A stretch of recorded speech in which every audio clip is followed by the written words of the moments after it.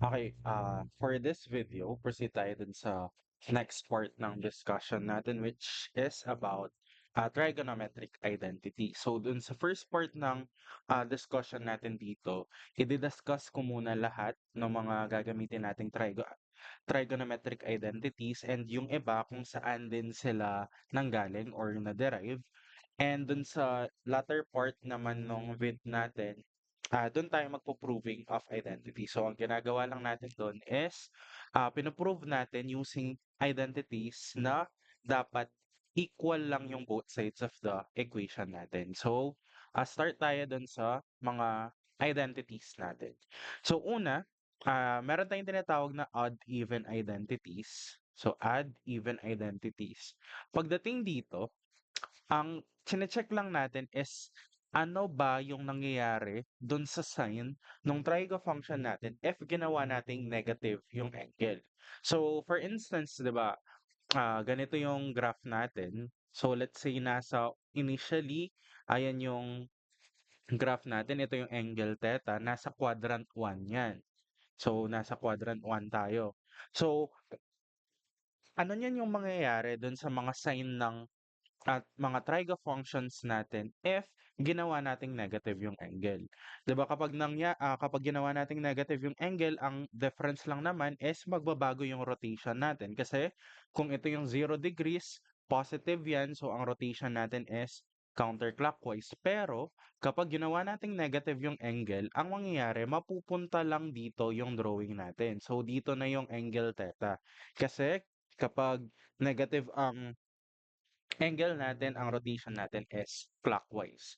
So, ano niyan yung nagbago dun sa mga values natin? So, initially, nasa quadrant 1 tayo. Alam natin for quadrant 1, ang cosine theta natin is positive. Ang sine theta natin is positive. And ang tangent theta natin is also positive. Pero, nung ginawa nating negative yung angle, ang nangyari lang naman is nalipat lang yung from quadrant 1 naging quadrant 4 lang. Pero yung mga values natin, if ito yung na-form nating triangle, so yan yung na-form nating triangle, equal pa din yung mga values natin. Kung ito, yung y natin, same pa din yung value ng y dito. So ano lang yung nagbabago sa kanila? Yung sign. Kasi pagdating sa quadrant 4, ang cosine natin, so cosine theta is still positive. Ang sine theta natin is nasa baba tayo, quadrant 4 yan is naging negative, and last, yung tangent theta natin is also negative. So, ano niyan ibig sabihin nito? Kapag ang cosine, so let's say ang cosine natin, kapag ginawa nating negative yung angle, equal pa din siya sa cosine theta. Walang nagbago dun sa sign niya. Kagaya dito, initially positive, ginawa nating negative yung angle, same pa din yung value niya. Naka-positive pa din. Pero, pagdating natin sa sign, so ang sin theta natin, sin negative theta, equal lang siya in terms of magnitude, same lang sila, pero this time nagbago yung sign niya which is equivalent sa negative sin theta. And last, yung tangent natin, so tangent negative theta, magiging negative tangent theta lang din to. So, syempre kasama na dyan yung mga reciprocals nila. So, next, yung tinatawag naman na complementary angles. Pag complementary angles, from the term na complement, complementary or complementary trigo functions, parang galing lang din to dun sa definition ng complementary angles. So, pag sinabi natin complementary angles, let's say meron tayong angle A and angle B, dapat ang sum ng total natin is equal sa 90 degrees. So, complementary, ito medyo madaling tandaan kasi nandun na sa mismong pangalan nila. So, for example, ang sine natin, so let's say ang sine theta natin, ang ka-complementary ng sine is cosine. So, complementary sine is cosine. So, ano yung ibig sabihin yan? So, equal lang daw ang sine theta natin sa cosine of nung kabilang angle, which is dapat yung kabila is complement nung ginamit natin dito, which is 90 minus theta. So, ibig sabihin, pag pinag-add natin yung dalawang angle, 90 degrees lang. So, for example, meron kang sin 30, equal lang ang sin 30 sa cosine 60. So, kahit itry nyo man yan sa calculator. So, ibig sabihin, pwede rin siyang vice versa. So, ang cosine theta is just equal sa sine 90 minus theta. So, sulat lang natin lahat. So, next, second theta is just equal sa cosecant of 90 minus theta. So, for cosecant, ang kakomplementary naman niya is yung secant, which is 90 minus theta. And then, ano pa ba? Tangent. So, tangent theta is equal sa cotangent of 90 minus theta. And last, so ang cotangent theta natin is just equal sa tangent of 90 minus theta. So, yan yung mga tinatawag nating complementary triangle function. So, again, madali siyang tandaan kasi nasa pangalan na mismo nila. So, next, doon na tayo dun sa pinaka-common na ginagamit pagdating sa mga identities, yung tinatawag nating Pythagorean identities. So, yung Pythagorean identities natin, from the term itself, Pythagorean, ibig sabihin, nanggaling lang to dun sa Pythagorean theorem natin. 'Di ba pagdating sa Pythagorean theorem, meron tayong formula na c squared plus c squared, which is yung hypotenuse natin, is just equal sa a squared plus b squared. So, kung meron tayong right triangle na pag ganito, so, meron tayong A, B, and yung C natin is the hypotenuse. Ganyan lang yung formula natin for Pythagorean theorem. So, this time, ang gawin natin ngayon is kuha tayo ng or mag-form tayo ng triangle dun sa tinatawag nating unit circle. Or kahit na ang gawin na lang natin is yung radius niya is 1. So, let's say, for example, radius is R pala. So, for example, ang radius natin dito is R. So, R lang. Magnitude lang yan. Tapos, meron tayong angle theta dito.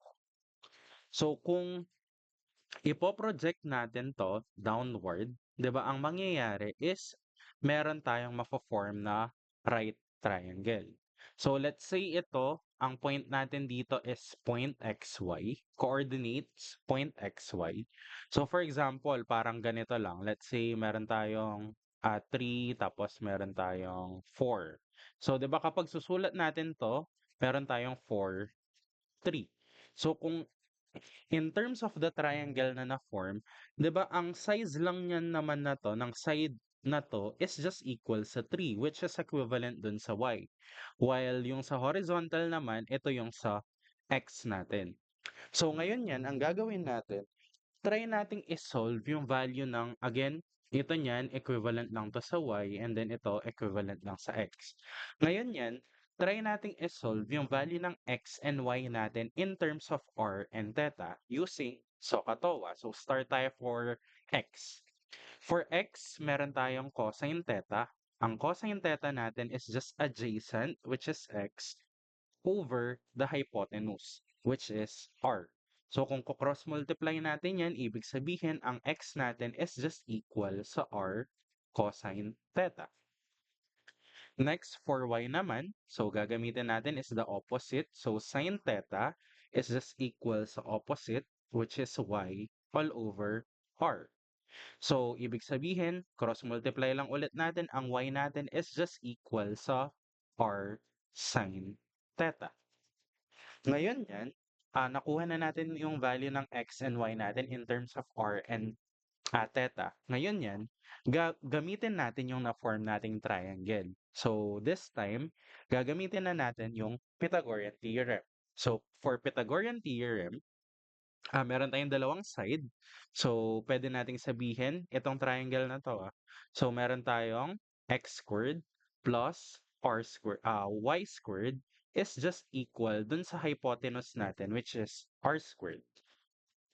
In-apply lang natin yung Pythagorean theorem.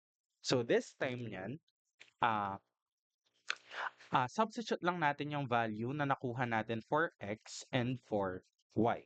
So, substitute natin sila dito sa equation na to. Ang x niyan, magiging na tong r cosine theta squared plus yung y natin is r sine theta squared is just equal sa r squared. So, simplify natin, properties of exponent. So, madidistribute lang to, magiging lang tong r squared cosine squared theta plus r squared sine squared theta equal to r squared.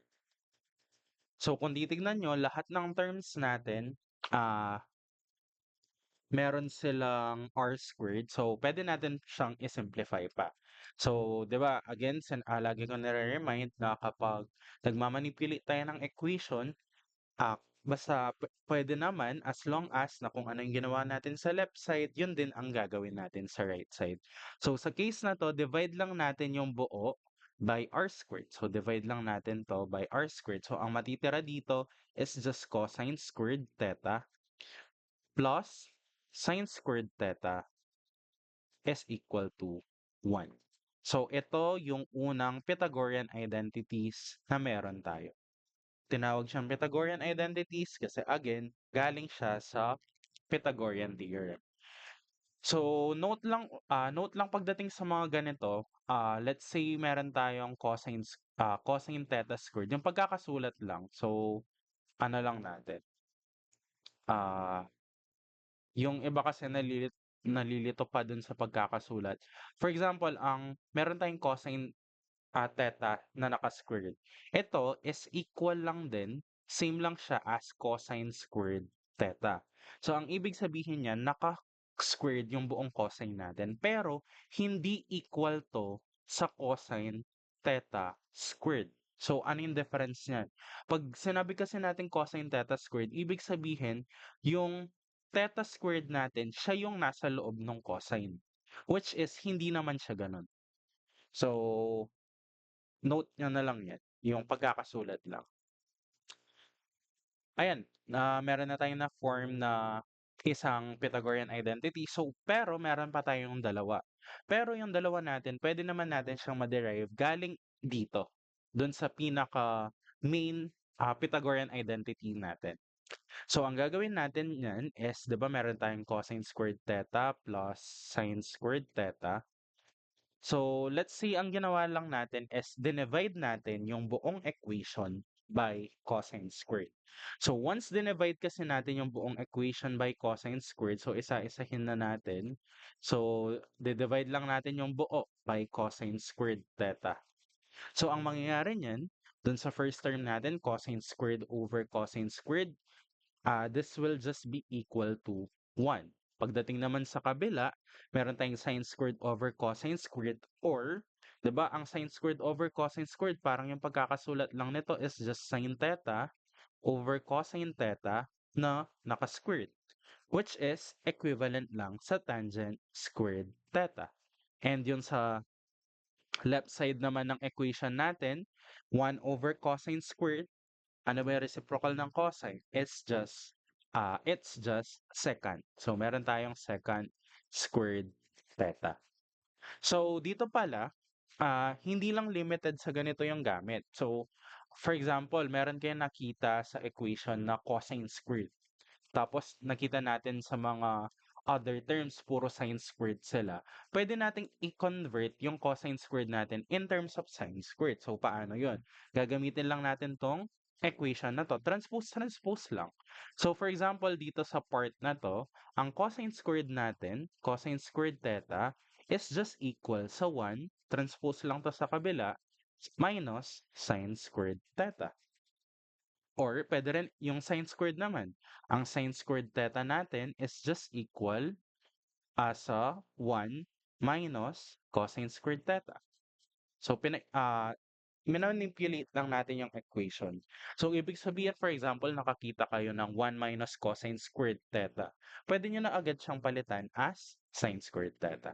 So same case niyan din dito, puwede nating sabihin that 1 is just equal sa secant squared theta minus tangent squared theta. Or Ang tangent squared theta natin is just equal sa secant squared theta minus 1. And yung pangatlo naman, yung pangatlong Pythagorean identities natin, so kanina dito nag-divide tayo ng cosine squared. Ngayon naman, try natin divide naman siya ng sine squared. So, di ba meron tayong cosine squared theta plus sine squared theta is equal to 1. So, ngayon, divide naman natin yung buong equation by sine squared. So kapag dinivide natin yung buong equation natin by sine squared, ang matitira niyan natin dito is cosine squared over sine squared is just cotangent. So meron tayong cotangent squared theta plus ito niyan, equal lang yan sa 1 is equal sa cosecant squared theta. So ito yung pangatlong Pythagorean identities natin. So again, kung mamanipulate natin siya, pwede nating sabihin that cotangent squared theta is just equal sa cosecant squared theta minus 1 or 1 is just equal sa cosecant squared theta minus cotangent squared theta. So, pagdating sa mga Pythagorean identities, make sure lang na dapat naka-squared sila. So, for example, baka nakakita lang kayo ng 1 minus sine, for example, nakakita kayo ng ganyan, ng 1 minus sine theta. So, ang 1 minus sine theta, hindi nyo pwedeng gawing cosine theta. So, hindi pwede yun. Kasi nga, dapat, pagdating sa Pythagorean identities natin, dapat naka-squared yung mga values natin. So, ayan. So far, meron na tayong mga odd-even, complementary, and Pythagorean. So, yung madalas na nagagamit, ang Pythagorean tsaka reciprocal. Na-discuss na natin yung mga reciprocal, yung mga diretso lang yan. Pero meron din na ginagamit na madalas na yung hexagon. So, pagdating sa hexagon, kailangan memorize na lang yung pagkakasunod-sunod nila. Meron tayong sine. So, let's see sine, tapos gawin natin cosine. Tapos, meron tayong tangent, ah, secant, cosecant, and cotangent. Tapos, meron tayong 1 sa gitna. So, ganito, kailangan memorize nyo lang yung hexagon na yan kasi madalas yung iba, diyan na lang din binibase yung ah, madali kasing gamitin 'to para hindi na need na i-memorize yung mga Pythagorean identities natin. Ayan, ganyan lang yung itsura ng hexagon. So, paano natin ginagamit yung hexagon? Kadalasan, ah, nagagamit yung hexagon na 'to pagdating sa mga reciprocal identities and Pythagorean. So, start tayo din sa mga reciprocal, 'di ba? Pagdating sa reciprocal, alam natin that sign is just equal. So, ang sign natin is just equal sa, so for example dito, ang sign natin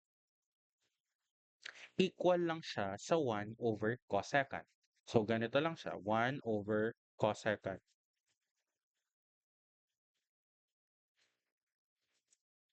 Or, pwedeng baligtad. Meron tayong cosecant, it's just equal sa 1 over sine. So, diretso lang siya. So, sine is just 1 over cosecant. Ang cosecant natin is just 1 over sine. Ang cosine natin is just 1 over secant. Secant is just 1 over cosine. And ang cotangent natin, 1 over tangent. Ang tangent natin is 1 over cotangent. So, yun na yung mga reciprocal identities natin. Pero actually, nagwo-work din yan ng pagilid. So, paano yung pagilid? 'Di ba alam natin that tangent is also equal sa sine over cosine. Parang pag ganito lang yan. Ang tangent natin is just equal sa sine over cosine. Pwede rin actually ang tangent equal siya sa secant over cosecant. Or tangent is just 1 over cotangent. Ibig sabihin, per trigo function natin, meron agad tayong tatlong possible. Yung, for example, dito, meron tayong cotangent is just equal sa 1, I mean cosine over sine. Cotangent is just cosecant over secant or 1 over tangent. So, ganun lang. Parang basta padiretso, pagilid, or diretso, reciprocal identities yung ano, or nagde-divide lang. So, Ah, possible din na for example, pinapakuha yung product nung dalawa. For example, meron tayong tangent theta multiplied by cosine theta. Ayan. Kapag nag-multiply tayo ng ganyan, ang laging magiging sagot natin is ano yung in between them, which is sine. So, try lang natin, prove lang natin. Meron tayong tangent. Given daw natin tangent theta, multiplied natin ng cosine theta. So, dapat ang magiging sagot natin is sine kasi ito yung nasa gitna. So, kung gagamitan natin to ng equivalent niya, ang tangent natin, alam natin, sine over cosine lang yan. So, tapos, multiply natin ng cosine, so magka-cancel lang. So, tama. So, try naman natin. Secant multiplied by cotangent. So, dapat ang sagot is cosecant. So, try natin.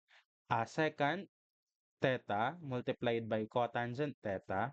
So, dapat daw cosecant yung sagot. So, convert na muna natin. Ang secant natin is just 1 over cosine. Ang cotangent natin is just sine over, cosine over sine. Ang cotangent.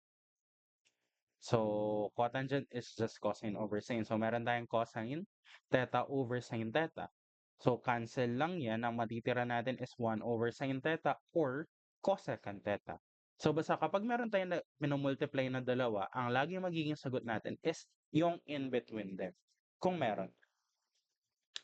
So, ayun. Ah, ganun lang siya ginagamit pagdating sa mga reciprocal or yung kapag nagmumultiply tayo ng dalawa. Pero mas nagagamit 'to yung sa yung sa hexagon natin pagdating sa mga Pythagorean identities. Pero ang tatandaan nyo, so pagdating sa Pythagorean identities natin, ang gagamitin lang natin is yung tatlong triangle na 'to. Yung isa sa taas and yung dalawa sa baba. Yan lang yung gagamitin nating triangle and make sure lang na yung ginagamit natin puro naka-squared sila.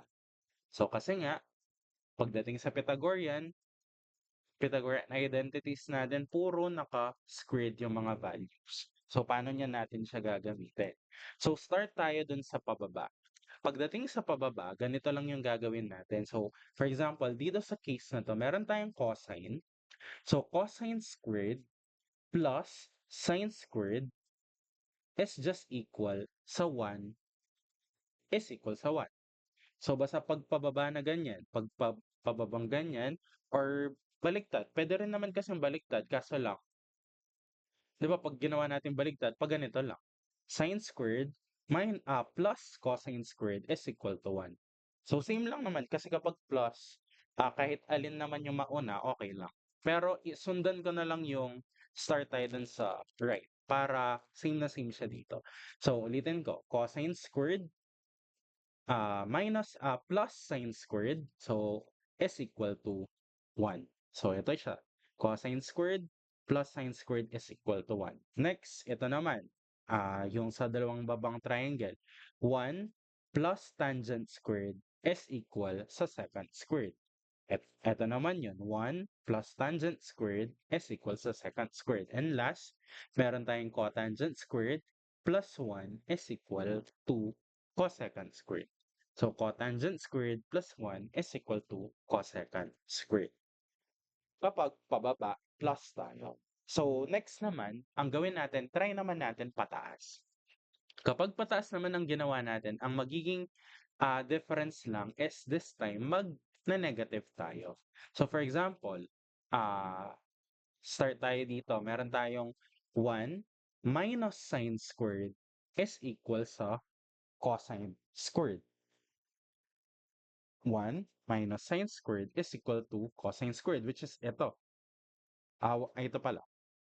1 minus sine squared is equal sa cosine squared. Or, pwede rin sa kabilang side, 1 minus cosine squared is equal to sine squared. So, try natin sa iba. Meron tayong secant squared minus secant squared minus tangent squared is equal to 1. So secant squared minus tangent squared is equal to 1. And yung next, meron tayong secant squared minus 1 is equal to tangent squared. And yung last dun sa triangle natin, meron tayong cosecant squared minus 1 is equal to cotangent squared, which is ito, cosecant squared minus 1 equal to cotangent squared. And last, meron tayong cosecant squared minus cotangent squared is equal to 1. So, ito naman. Ayun, ganun lang ginagamit yung sa hexagon natin. So, para no need na din i-memorize yung mga reciprocal as well as yung Pythagorean identity. So, a reminder lang ulit, pagdating sa Pythagorean identities, make sure lang na dapat naka-squared yung mga values natin or mga functions natin. Okay, next, proceed naman tayo dun sa other formulas na gagamitin natin. So, yung iba, na-derive lang naman sila gamit yung sum and difference. Ito yung mga sum and difference formula.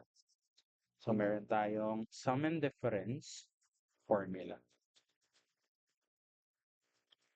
Sum and difference formula. Ayan, sum and difference na lang. So, for sum and difference, uh, dito naman meron tayong dalawang given na angle sa loob ng sine, cosine, or tangent. And then, meron tayong direct formula. So, ibig sabihin, yung susulat ko next is diretsong formulas lang sila. So, start tayo for sine.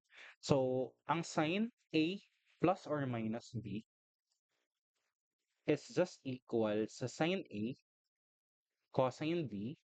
So, plus or minus cosine A sine B. For cosine naman, ang cosine natin, cosine A plus or minus B, equal naman to sa cosine A, cosine B, minus or plus sine A, sine B. And last, for tangent, so for tangent naman, meron tayong tangent A plus or minus B, equal lang to sa tangent A plus or minus tangent B all over 1 minus or plus tangent A multiplied by tangent B. So, eto pinakita ko lang to, though madalang lang din naman gamitin talaga yung direct formulas na to. Pero, yung ibang identities kasi natin, kagaya nung product formulas and double angle, galing lang sila dito. So, try lang natin sila i-derive. So, for example, sa double angle, pagdating sa double angle, so dito ko na lang siya start. Double angle. Ito yung mga double angle common lang din na ginagamit to. Yung iba minimemorize na lang din. So for example, ano ang value ng sin 2x? Ang sin 2x, saan equal ang sin 2x? Common kasi yan, yung mga Pythagorean identity, mga identities na to, ito yung tinatawag nating double angle. So, for example, yung formula natin for double angle, meron tayong sin 2x. Pero, yung equal daw to sa 2 sin x cosine x. Ayan, equal yan sa 2 sin x cosine x. Minememorize na yan kasi common na formula na yan. Common identities. Pero, saan ba galing yung value na to? Yung value na yan, galing lang actually gamit yung sum and difference. Kasi, ang sin 2x, 'di ba? Ang sin 2x natin, pwede naman natin siyang isulat as sin x plus x. 2x pa din naman yan. So ngayon yan, parang ang ginawa natin is ito yung angle A natin, ito yung angle B, which is parehas silang x. Then ang gagawin niya natin this time is susundan lang natin yung formula. So kapag plus tayo dito, plus yung susundan, basta kung ano yung katapat, sa cosine kasi baligtad siya. Kapag plus yung ginamit natin, minus naman. So ganun lang ginagamit yung formula. Basta sundan nyo lang yung sign na katapat. So dito, sin tayo. So which is ang A natin and B pares lang na x. So apply lang natin siya dun sa formula. So meron tayong sin A which is sin x cosine B, which is cosine x, plus cosine x sine x. Pero kung titignan nyo to, nakamultiply lang parehas yan, nakamultiply ito. So, pwede naman natin considered as parehas na term. Kasi pagdating sa multiplication, hindi naman nagmamatter kung ano yung nauna. Kaya, same term lang to. Kung same term lang yan, pwede natin silang pag-add, which is magiging ng ang sin 2x natin is just equal sa 2 sin x cosine x. So, dyan lang galing yung double angle natin for sine. So, how about for cosine? For cosine naman, apply lang natin yung formula. Meron tayong cosine 2x. Again, ang cosine 2x, pwede natin siyang isulat as cosine of x plus x. So, pwede natin siyang isulat as ganito, x plus x. Then, ito ulit yung A natin. Ito yung A, and then ito yung B. So, apply lang natin yung formula. Meron tayong cosine, A cosine B. So, cosine x multiplied by cosine x. Since plus tayo dyan, minus yun yung gagamitin natin dito. Meron tayong sin x, sin x. So, multiplication ng same base lang yan. So, pwede natin sabihin that cosine 2x is just equal sa cosine squared x minus sine squared x. So, meron tayong na-solve na formula for cosine 2x. Pero for cosine 2x actually meron tayong dalawa pang formulas. Pero galing lang naman din sila dito sa formula na 'to. Pero ang ginawa lang is pinalitan lang yung value ng cosine squared or sine squared. So, saan tayo pwedeng kumuha ng value na 'to? Kung babalikan yan natin yung Pythagorean natin, ito yung Pythagorean identities, ang cosine squared natin equal lang din sa 1 minus sine squared. While yung sine squared, pwede rin natin siyang ah, i-equate sa 1 minus cosine squared. So, ang gawin niyan natin, for example, sa una, try lang natin palitan yung cosine squared. So, ang cosine squared natin is just 1 minus sine squared. So, papalitan ko lang siya dito. So, ang cosine squared, gagawin ko lang siyang 1 minus sine squared x. Tapos, retain lang to, minus sine squared x. So, ibig sabihin, ang cosine 2x natin, pwede rin siyang equal sa 1. So, combine lang natin to, same term lang naman yan, 1 minus 2 sine squared x. Ayun, ito na yung pangalawang formula natin. While yung pangatlo naman, so for our third formula for cosine 2x, this time naman ang sine squared yung palitan. So, rewrite ko lang muna yung pinaka-formula natin. So, meron tayo cosine squared x minus sine squared x. So, this time, papalitan ko yung sine squared. Eh, ang sine squared natin is just 1 minus cosine squared. So, papalitan ko lang yun. Cosine squared, naka-minus yung buo, papalitan lang natin to ng 1 minus cosine squared x. So, make sure lang na i-distribute natin yung negative sign. So, magiging lang tong cosine squared x minus 1 plus cosine squared x. So, ibig sabihin, ang cosine 2x natin is also equal sa 2 cosine squared x minus 1. So, ito naman yung double angle natin for pangatlong formula natin for cosine. Next, for tangent, tangent naman, diretso ko na siya dito. For tangent, 'di ba, again, tangent 2x is just equal sa tangent x plus x. So, apply lang natin yung formula. Meron tayong tangent, ito ulit yung A natin, ito yung B. So, meron tayong tangent x plus niyan tayo,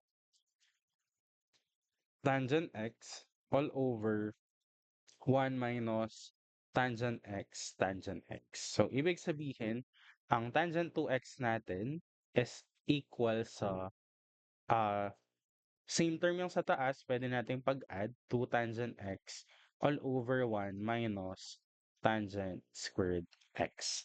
So, ito yung formula natin for tangent 2x for double angle. Next naman, meron din tayong tinatawag na half angle. Yung half angle naman natin galing lang sila dito sa formula ng double angle.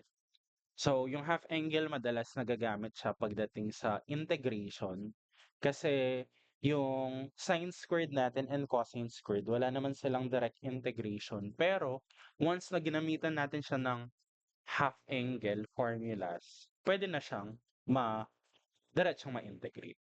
So, half angle formulas, galing lang sila dun sa double angle natin, specifically dun sa cosine 2x. So, ito, re-rate ko lang muna to. So, meron tayong cosine 2x minus is equal sa 1 minus 2 sine squared x. And yung pangalawa, itong cosine 2x natin is equal sa 2 cosine squared x minus 1. So, dyan lang galing yung dalawang formula natin for half angle. So, ang gagawin lang natin dito is isolate ko lang yung sine squared. So, mamanipulate lang natin yan para mapunta sa isang side ng equation yung sine squared. So, transpose lang natin sa kabila, magiging tong 2 sine squared x is equal sa 1. Transpose natin to dun sa right. So, meron tayong 1 minus cosine 2x. So, para ma-isolate natin yung sine squared, divide lang natin both sides by 2.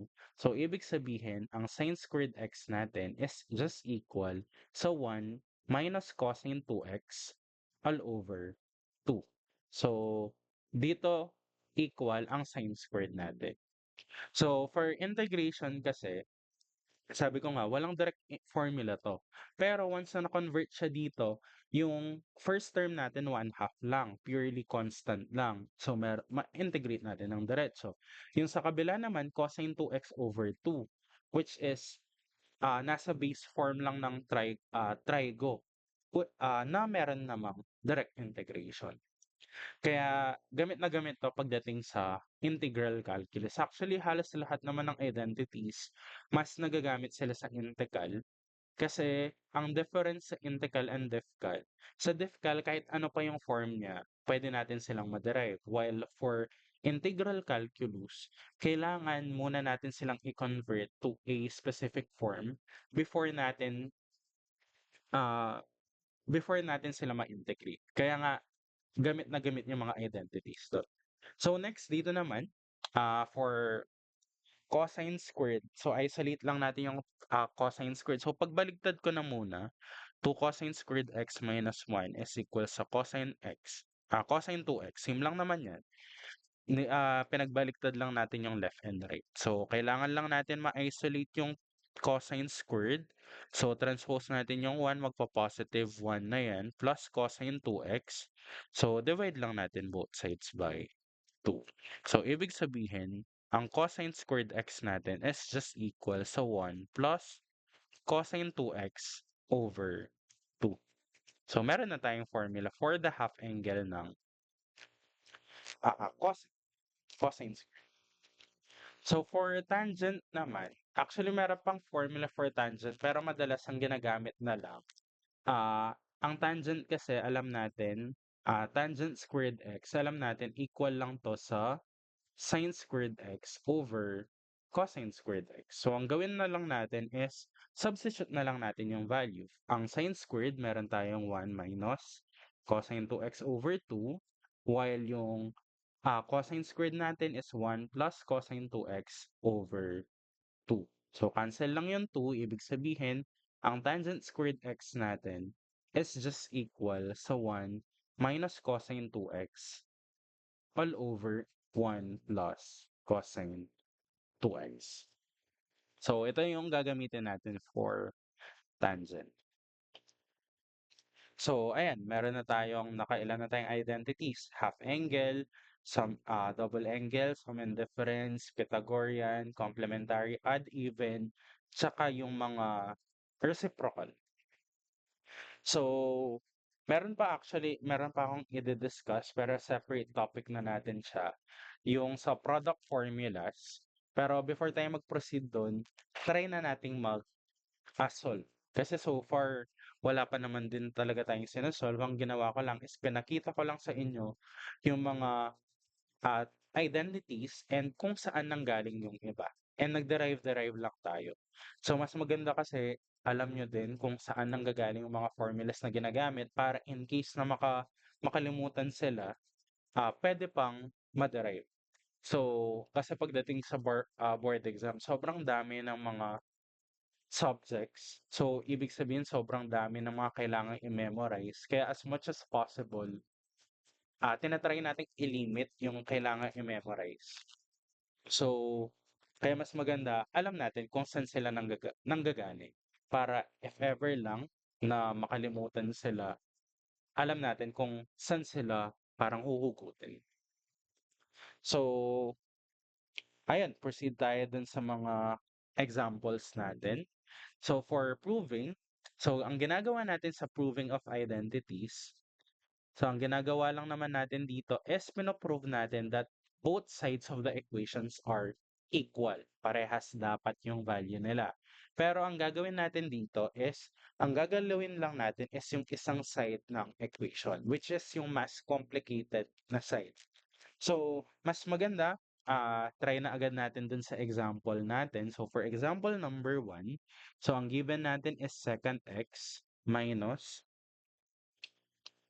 tangent x sin x is equal sa 1/secant x.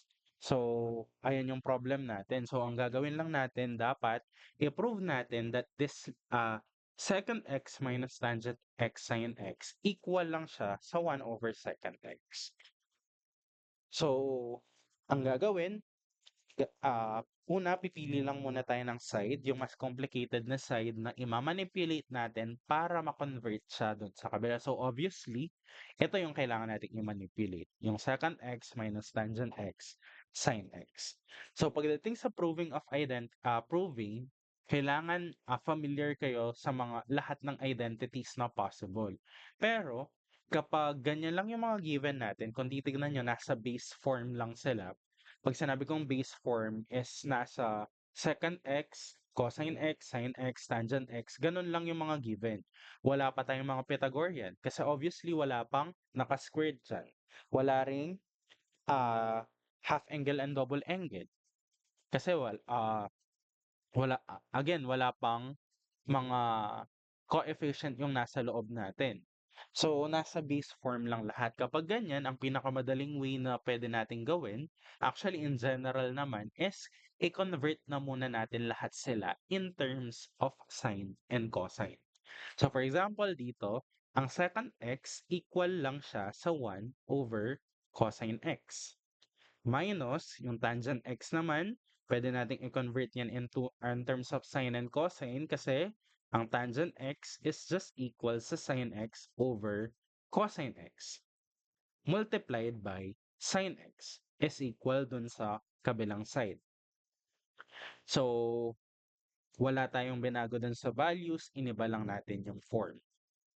Next step niyan, simplify lang natin. Meron tayong 1/cosine x.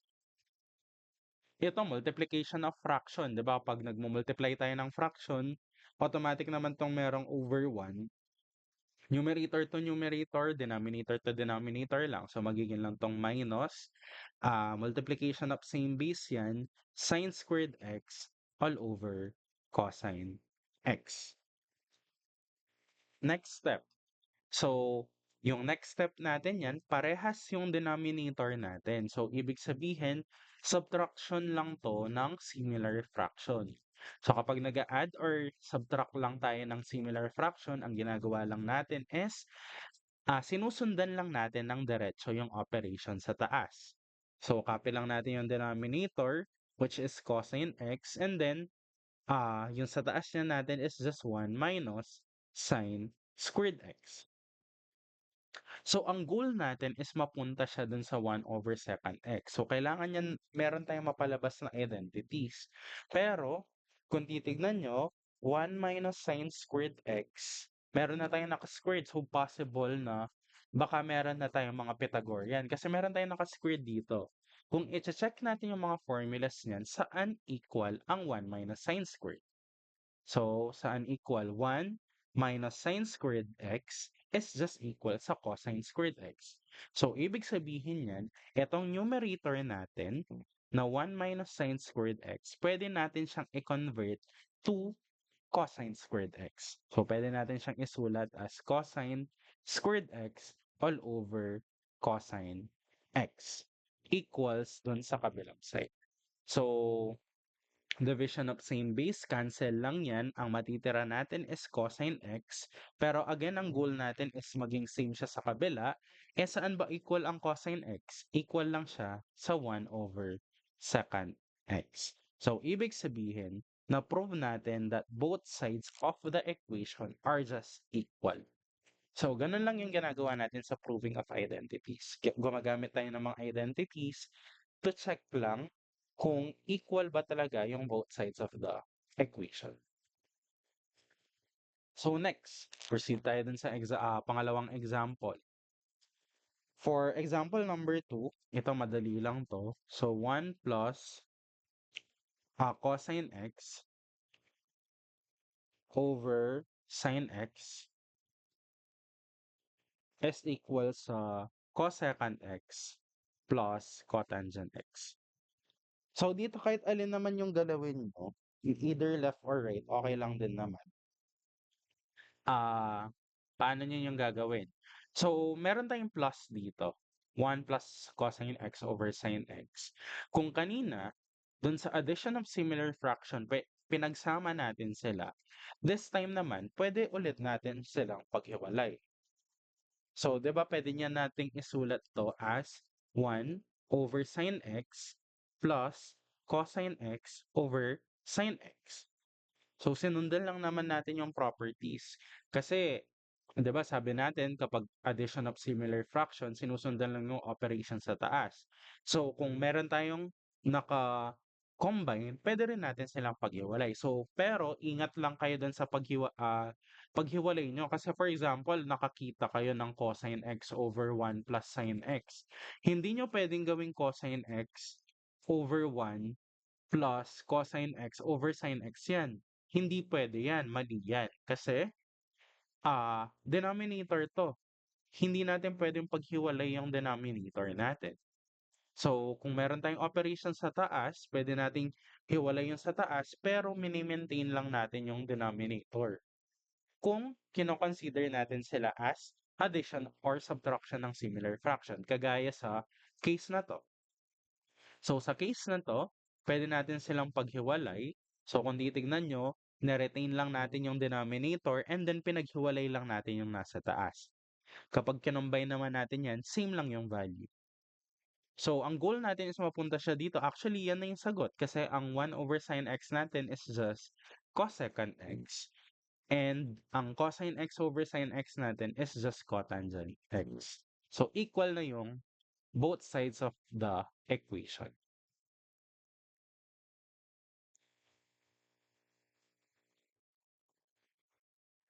So, next. So, example number 3. So, try natin yung example number 3. Ito, ang given natin, secant theta, sin theta, all over tangent theta plus cotangent theta is equal sa sine squared theta. So, obviously, ang gagalawin natin is yung sa left side. So, again, kapag wala kayong idea kung anong gagawin nyo, kung saan kayo mag-start, pinakamadaling gawin is itry lang muna natin silang i-convert lahat in terms of sine and cosine. So, yung second, pwede natin siyang isulat as 1 over cosine theta multiplied by sine theta, nakamultiply lang to, all over, yung tangent theta natin, pwede natin siyang gawin as sine theta over cosine theta plus cotangent naman is cosine theta over sine theta. So kapag ganyan, ingat lang din kayo kasi nagiging common mistake din ng mga student. For example, nakakita lang ng sine theta dito, tapos nakadivide, ang ginawa, kinancel ka agad. O kaya, cosine dito, cosine dyan, kinancel ka agad. Hindi pwede yon kasi meron tayong addition na operation na involved. Kung purely division or multiplication yan, pwede tayong diretsong cancel-cancel, walang problema. Pero since nga meron tayong plus dyan, ibig sabihin, kailangan muna natin siyang i-simplify. So, ayan. Ah, i-rewrite lang natin yung nasa taas. So, meron tayong sin theta over cosine theta. Yung sa denominator niyan, so pagdating sa denominator natin, kung titignan nyo yung sa left side or sa right side, sine squared lang, single term. So, ibig sabihin, kailangan yan natin magawang single term lang to. So, para magawa nating single term yan, una, yung sa denominator natin kailangan, simplify muna din natin. So, ang gagawin lang yan natin is i-add natin yung dalawa, yung denominator. Kasi consider lang to as addition naman ng dissimilar fraction. Kasi magkaiba yung denominator natin. So, kapag nag-a-add tayo ng dissimilar fraction, kukunin lang natin yung LCD, which is sa case na to is yung diretsong product lang ng dalawa. So, unahin ko ng sulat yung sign. So, meron tayong sin theta, cosine theta. Diretsong product lang yung LCD natin. So, kapag ang ginagamit nating LCD is diretsong product lang ng dalawang denominator, pwedeng cross-multiply na lang tayo dito. So, magiging lang tong sin squared theta, so cross multiply lang, plus cosine squared theta. Next.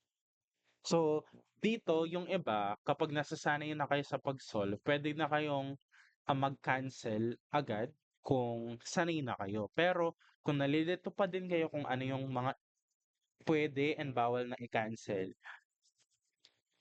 i-write natin sila. Pero before that, meron tayong pwede ma-simplify dito.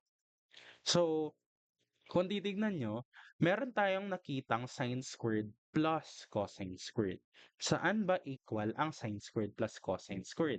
Based dun sa hexagon natin or sa mga Pythagorean identities, cosine squared plus sine squared is just equal to 1. So sabi ko nga, pag plus naman, okay lang kahit alin mauna.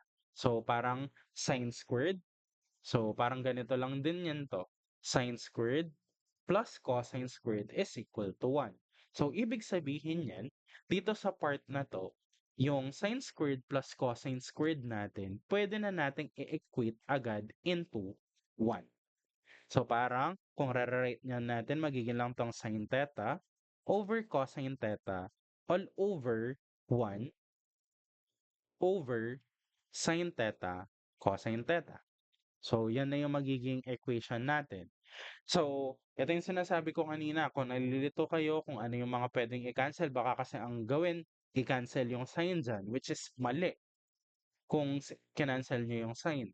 So, ang gawin na lang natin is sundan na lang natin yung steps natin kapag nagde-divide tayo involving fraction.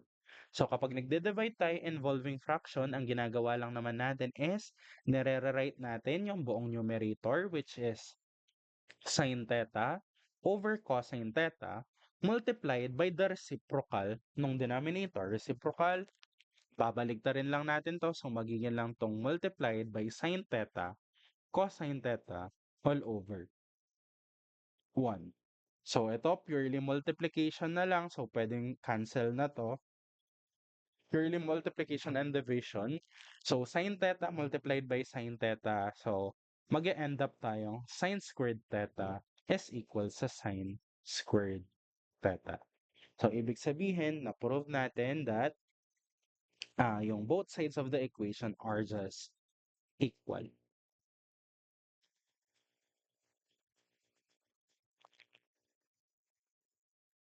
So, next example. So, for our next example, so meron tayong cosine x minus sin x squared equal lang daw to sa 1 minus sin 2x. So, yan yung example natin. So, again,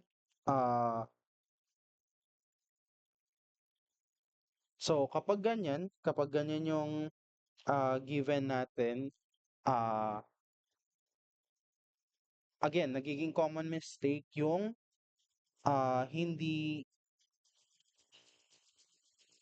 yung ano, yung ginagawang dinidistribute yung squared, which is mali, 'di ba? Napag-usapan na natin 'yan dun sa properties of exponents.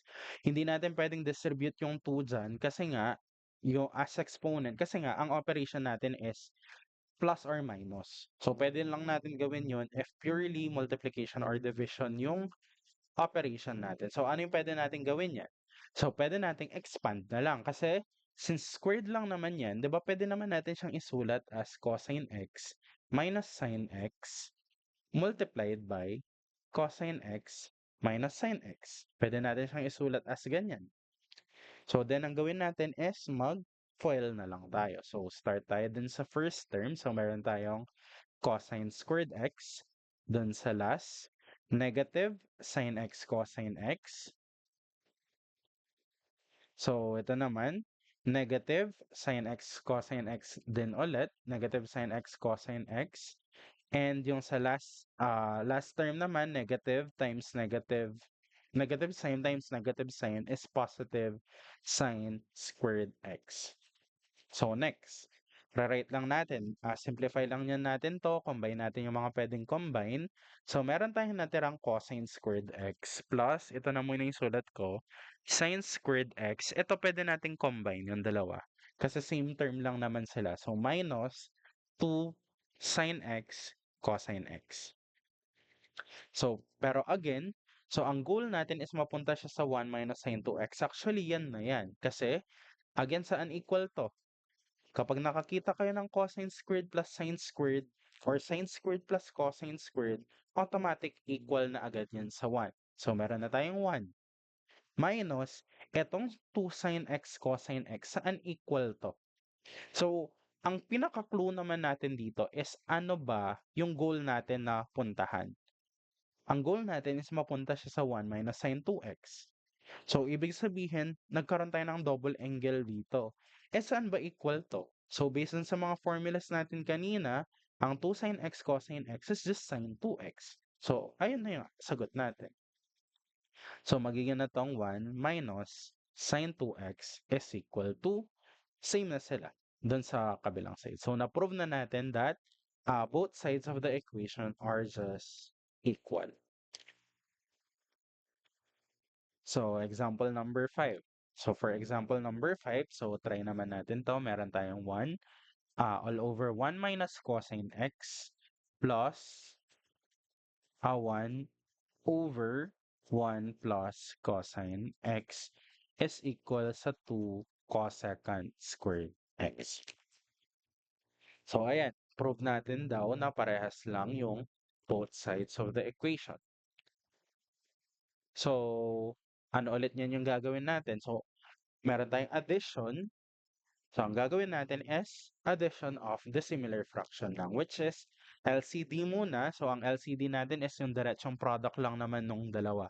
So, kung diretsong product lang, so meron tayong 1 minus cosine x multiplied by 1 plus cosine x. So, cross-multiply lang yan tayo sa taas. So, magiging lang tong 1 plus cosine x. So, ito plus tayo dyan, so walang problema yung pag-cross-multiply. Pero pag nag-minus yan, make sure lang na lagi nyong dinedistribute yung negative sign. So, plus 1 minus cosine x. So, simplify natin. Yung sa numerator, meron tayong 1 plus 1, so meron na agad 2. Cosine x minus cosine x, so magka-cancel na yan. So, matitira is 2 over, yung sa denominator natin, kung mapapansin nyo, nasa form lang naman siya ng sum and difference. Or, which is actually, kung familiar kayo sa algebra kasi, kapag meron kayong nakitang a minus b multiplied by a plus b, lagi na agad equal to sa a squared minus b squared, which is ito yung tinatawag nating difference of two squares. So kapag ganito, pwede nyo na actually diretso. Pero kung hindi pa din naman kayo sanay sa ganyan, pwede nyo naman siyang i-FOIL na lang. So, sa case na to, i-FOIL na lang muna. So, 1 plus 1, 1 times 1 is 1. 1 multiplied by cosine x is positive cosine x. Negative cosine multiplied by 1 is negative cosine x. Negative cosine multiplied by positive cosine is negative cosine squared x. So, cancel lang to kasi positive, negative. So, matitira natin is just 2 all over 1 minus cosine squared x. So, pero, saan ba equal ang 1 minus cosine squared? So, again, kung babalikan natin yung hexagon natin, 1 minus cosine squared is just equal sa sine squared. So, meron tayong 1 minus cosine squared, pwede na natin siyang isulat as sine squared x. So, ang goal natin is dapat mapunta siya sa 2 cosecant squared x. So, ito, papakita ko lang, hihiwalay lang natin, pero no need naman. 'Di ba ang 2 over sine squared, equal lang din naman sa 2 times 1 over sine squared x. So, saan equal ang 1 over sine squared? Equal siya sa 2 cosecant squared x. So, ibig sabihin equal na yung both sides natin. So, pero kapag ganito, for example, nasa ganitong format na kayo, pwede nyo ng diretso. Basta kapag tinaas nyo yan, equal na siya dun sa reciprocal niya. So, no need na ipakita na hihiwalay pa siyang ganito. Basta kapag tinaas nyo, equal siya sa reciprocal niya. Kapag binaba nyo, equal siya dun sa reciprocal niya.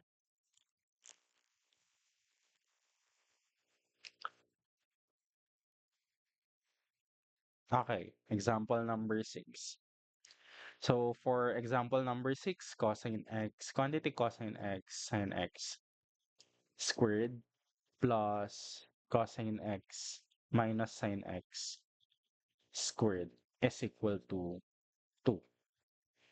So, again, naka-squared tayo, hindi naman natin siya pwedeng i-distribute kaagad. So, ang gawin natin is mag-FOIL na lang muna. So, cosine x plus sine x multiplied by cosine x plus sine x. So, plus, dun sa kabila, meron tayong cosine x minus sine x multiplied by cosine x minus sine x. So, dapat ma-prove natin na equal lang sa 2 yan. So, FOIL lang tayo dito. So, isa-isahin natin. So, meron tayong cosine squared x. So, yung last term, meron tayong positive sine x cosine x. So, ito, meron naman tayong positive ulit, sine x cosine x. And yung last term, positive sine squared x. Plus, dito naman, naka-plus tayo so walang problema dun sa mga sign. So, susundan lang natin siya. Meron tayong cosine x multiplied by cosine x is cosine squared x. Yung uh, outer, which is negative sine x cosine x. So, ito naman, negative sine x times cosine x is still negative sine x cosine x. And yung last naman, negative sine x multiplied by negative sine x is positive sine squared x. So, kung titignan nyo, kung simplify natin yan, meron tayong positive sine x cosine x, negative sine x cosine x. So, cancel na to. Same din dito, positive, negative. So, dito naman, nakakita tayo ng cosine squared x plus sine squared. So, ano ba yung sabi ko? Kapag nakakita kayo ng ganyan, pwedeng equal to 1 na agad natin. Tapos, meron pang isa, plus cosine squared x plus sine squared x, which is 1 lang din. So, 1 plus 1 is just 2. So, na-prove natin that yung both sides of the equation natin are just equal. So, next example, uh, for example number 7, meron tayong given na sine theta multiplied by cotangent theta plus tangent theta is equal to secant theta. So again, ano yung sabi ko, kapag nasa base form lang sila, ang pinakamadaling way is i-convert lang natin sila in terms of sine and cosine. So meron tayong sine theta, ang cotangent natin, pwede nyo i-distribute ka agad, pero pwede rin namang hindi. Kayong bahala. Kasi mag-end up naman din kayo sa same answer. Cotangent theta is just equal sa cosine theta over sine theta plus Sine theta over cosine theta is equal sa secant theta. So, ang pwede natin gawin yan dito, pwede nating simplify na muna yung nasa loob. So, paano natin simplify yan? Naka-add ulit tayo ng fraction, so LCD niyan tayo. Which is yung diretsong product lang nung dalawa. Sin theta, cosine theta. So, again, kung LCD natin is diretsong product, cross multiply na lang tayo dyan. Magiging lang tong cosine squared theta plus sine squared theta. So, again, saan equal to? Equal lang to sa 1.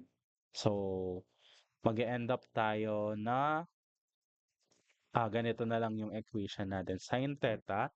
So, 1 over sine theta cosine theta. So, diretsong multiplication and division na lang to. So, pwede na tayong mag-cancel. So, matitira na lang natin is 1 over cosine theta, which is equal lang din naman sa secant theta. So, ayan, na-prove natin na equal lang yung both sides of the equation.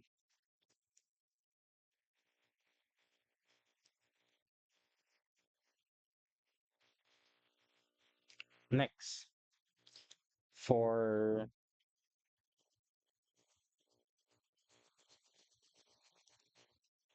eto, ah sa mga solution pala natin, hindi lang isa yung possible na solution. Depende naman kasi dun sa ginamit yung mga identities or ano yung inuna ninyo. So, pero lagi lang naman na nag end up tayo sa same. So, dapat ma-prove lang natin, yun lang naman yung goal natin. So, dito, for example, dito sa case na to, madami yung possible solution dyan. So, for example, yung papakita ko na lang, pwede kayong mag-try ng iba.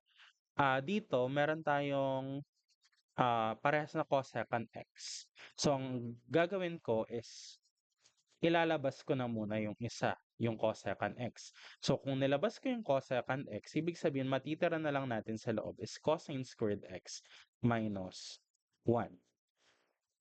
So, finactor out lang natin. So, meron tayong cosine squared x minus 1 dyan. Pero, hindi naman natin pwedeng i-convert yan as sine squared x kasi baliktad siya. Kasi dun sa formula natin, dapat nasusundan yung mga sign. So, ang 1 minus cosine squared x is equal to sine squared. Hindi pwedeng cosine squared minus 1 is sine squared.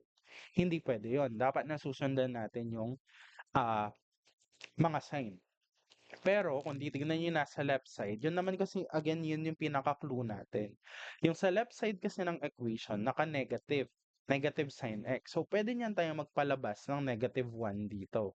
Kung nagpalabas ako ng negative dyan, ang mangyayari lang naman dito sa loob is magiging tong negative cosine squared x plus 1.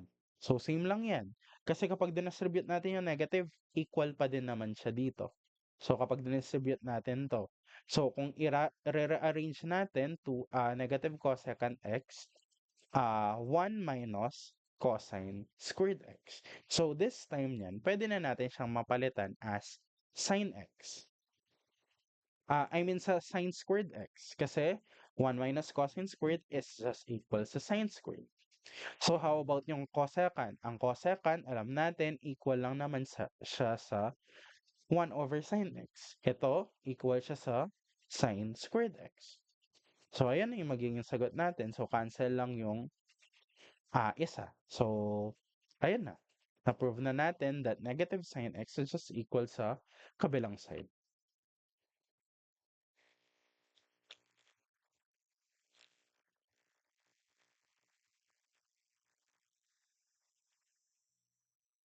Next.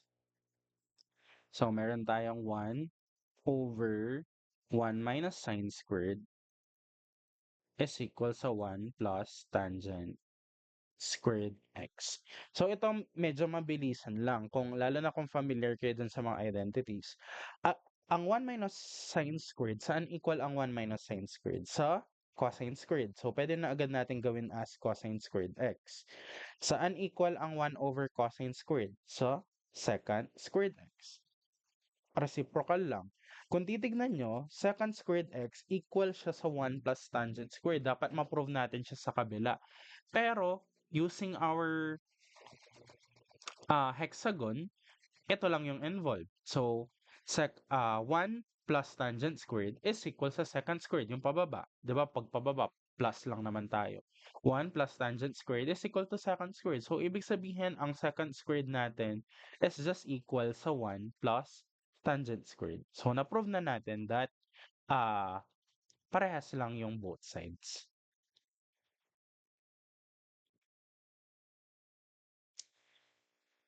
Next, for example number 10, so given natin is cotangent theta plus tangent theta all over sine theta cosine theta.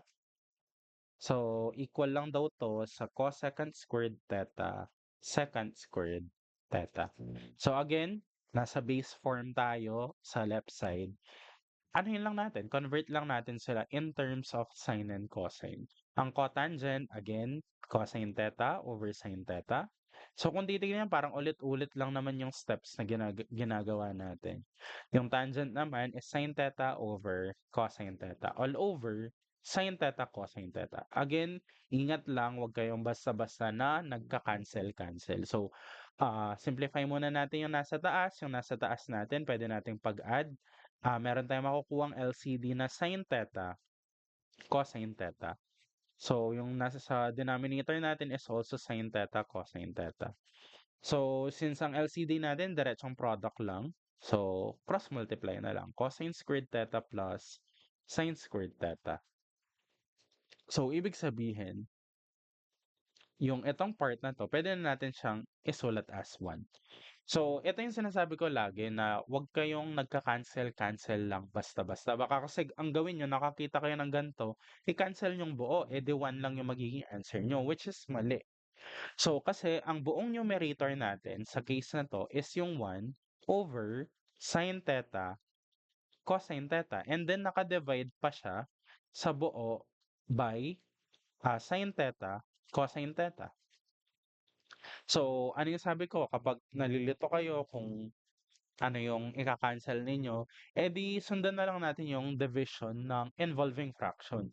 So, i-rewrite lang natin yung buong numerator, which is 1 over sine theta cosine theta, multiplied by the reciprocal ng denominator. Ito yung denominator natin. Alam natin, over 1 lang naman yan. So, reciprocal niya, 1 over sine theta cosine theta. So, ayan, multiplication naman. Numerator to numerator, denominator to denominator, magiging lang tong 1 over, so sine squared theta, cosine squared theta. So, ang goal naman natin is mapunta siya sa cosecant squared times secant squared. Eh, di ba sabi ko nga, kapag ganyan, kapag tinaas natin, equal lang naman siya sila dun sa reciprocal nila. 1 over sine squared, saan equal yan? Sa cosecant squared theta. Yung 1 over cosine squared naman, equal lang siya sa secant squared theta. So, na-prove na natin na equal lang yung both sides of the equation. So, next naman, try natin to. Kasi, 1 plus ito. Mukha kasing wala nang pwedeng i-simplify, pero meron pang pwedeng gawin. 1 plus sine theta over cosine theta is equal sa cosine theta over 1 minus sine theta. So ito kapag ang ginawa kasi natin, manipulate natin yung buong equation, madali siyang i-prove. Pero what if ang gusto ko lang is gagalawin niya lang is yung isang side ng equation. So for example dito, meron kang 1 plus sine theta over cosine theta. Dapat ma-prove natin na equal lang siya sa cosine theta over 1 minus sine theta. So sabi ko kanina, kapag nasa base form lang sila, i-convert natin sila in terms of sine and cosine. Kaso lang, ito, naka-sine and cosine na lang sila. Wala naman tayong pwedeng masimplify pa. Pero, meron tayong nakita na 1 plus sine theta. So, ang ginagawa sa mga gantong cases is yung tinatawag nating conjugate. Again, 'di ba, pwede tayong mag-manipulate ng equation provided na wala tayong binabago. So, ang goal lang niyan natin dito is makapagpalabas tayo ng identities. Remember yung sinabi ko na difference of two squares, 'di ba? Kung meron tayong a minus b multiplied by a plus b, equal lang naman to sa a squared minus b squared. So, kung wari, dito sa left side, kung gusto kong ipalabas yung 1 minus sine squared, pwede naman. Ang gagawin niya natin is i-multiply natin yung buong left side natin by, so parang mumultiply lang natin to ng 1 minus sine theta all over 1 minus sine theta. So, bakit natin ginawa yun? Bakit natin minultiply ng 1 minus sine theta over 1 minus sine theta? So, para yung sa numerator natin, makapagpalabas tayo ng Pythagorean identities, which is 1 minus sine squared. So, kasi nga, difference of two squares, magiging ganito lang yung result niya. So, pwede to. So, bakit pwede to? Wala tayong binago dun sa value niya. Kasi kung titignan nyo, ang minultiply natin is 1 minus sine theta over 1 minus sine theta. So, parang ang ginawa lang natin is nagmultiply lang tayo ng 1. Kasi 1 lang naman yung buong to. Same lang naman yung value nila. So, ibig sabihin niyan, parang magiging ganito na yung equation natin. 1 minus, numerator to numerator, ang magiging tong 1 minus sine squared theta all over cosine theta multiplied by 1 minus sine theta. So, nakapagpalabas tayo ng Pythagorean identity sa taas, which is 1 minus sine squared theta. Saan equal yan? Sa cosine squared theta all over cosine theta 1 minus sine theta. So, ito naka-divide lang ng diretso kahit na meron tayong naka-minus dyan. Since ito, didistribute din naman kasi natin yan, diretsong division lang yung dalawa. So, cancel yung isa. So, mag-end up tayo as cosine theta over 1 minus sine theta. So, equal na siya dun sa right side ng equation natin. So, na-prove natin na equal lang sila. So, pero 'di ba kung titignan natin kung diretso lang. For example, minanipulate natin 'to. Ang ginawa natin nag-cross multiply lang. So, diretso lang kasi kung nag-cross multiply tayo, 1 plus sine theta times 1 minus sine theta is just 1 minus sine squared theta is equal sa cosine squared theta, which is tama naman. Ganyan lang siya. Though sabi ko nga, pagdating sa proving, kailangan isang side lang yung gagalawin natin to prove lang na para masanay lang din tayo sa paggamit ng mga ano ba yung mga need na gamitin na identities to convert them to a specific form. So, ayan. So try niyo na lang yung mga ah actually pinasagot ko naman sa klase yung mga 'to, pero try niyo na lang din sila ulit. So, sulat ko lang sila. So, for example, ito meron tayong hindi ko na sila di-discuss, practice niyo na lang sila.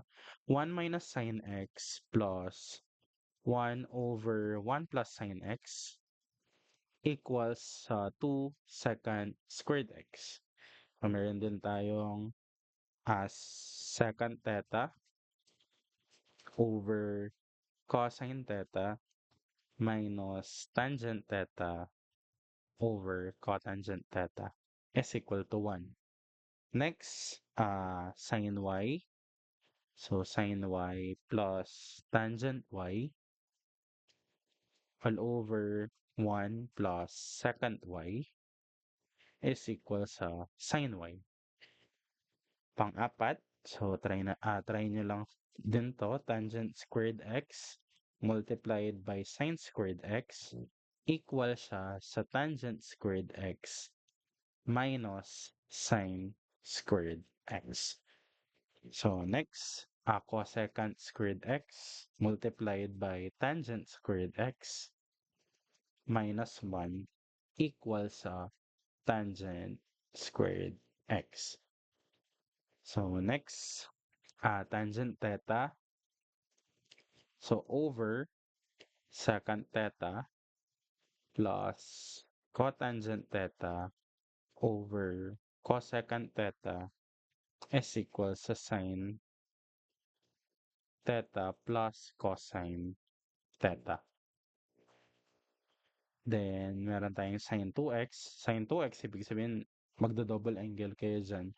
1 plus cosine 2x equals sa tangent x. And last, meron 1 minus tangent x multiplied by 1 minus cotangent x equals to minus secant x cosecant x. So, ayan. Try nyo na lang muna sila. I-practice nyo lang gamit yung mga identities natin. So, ayan. Okay na muna to for trigonometric identities. Though meron pa tayong isang formula na discuss yung sa mga product formulas. Pero for now, okay na muna to. Good day. Thank you.